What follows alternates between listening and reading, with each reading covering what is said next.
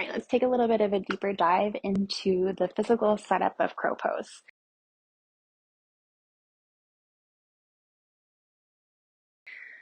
Use whatever props that you would like here. Please never skimp on the props. If you're having trouble getting the balance in crow where your knees keep slipping off, one of the things that you can do is remove clothing.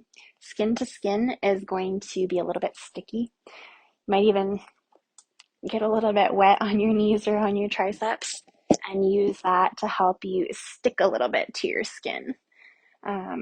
Another thing that you can do is take your knees out wide, and this is a really good drill to work on if you feel like you're falling off sideways, if your knees are splaying out. So you're going to set up like you would for crow pose, and instead of stacking your knees onto your triceps, you're going to take your knees out wide and squeeze into your triceps. Don't forget to turn your hands on. And now, in order to keep your knees on your triceps, you have to squeeze everything into the midline to keep you from falling off. Be prepared with a faceplant pillow if you try this. So starting out a little bit wider, squeeze your knees into your triceps. And my fingers are doing this. They're clawing into the ground and spinning out and rotating. But that'll really help for if you have a situation where your knees kind of splat off the sides. Put yourself in that little bit more difficult position on purpose. That way you can train your core to suck itself in. We'll be doing a lot of core work throughout this series, but in the same way that I recommend that you warm up your wrists before you start, you want to warm up your core before you start. Do 20 to 50 bicycle crunches. Get all of those muscles firing, get that brain-body connection going before you even start to do your crow pose. So let's go back to it now. Hands wide. Dig into the mat. Start with your jar lids going. Maybe you want to start a little bit wider so that you can work on that core engagement. Maybe you're ready to go. Bend your elbows, lean forward, look forward, not down, because remember, if we're looking down, we're going down. So looking forward, leaning forward. Our core is going. We're pulling that front body to back body, lifting up through our shoulders.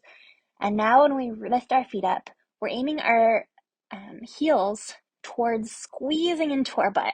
So core is tight, forearms are working, clawing the ground, lifting up, heels to butt, lift. Don't forget to breathe.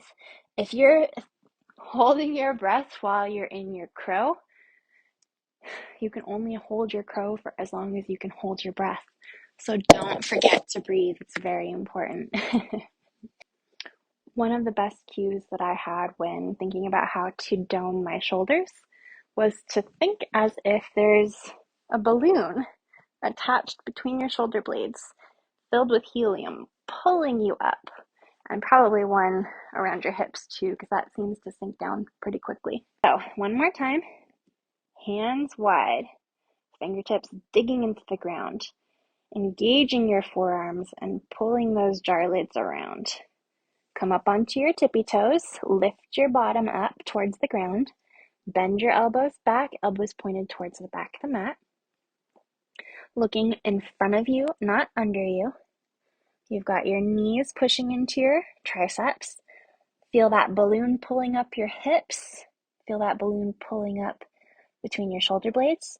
Leaning, looking forward, and then hopefully you find that point of counterbalance where it's actually easier to balance than it is to be on the ground because you're resisting the ground.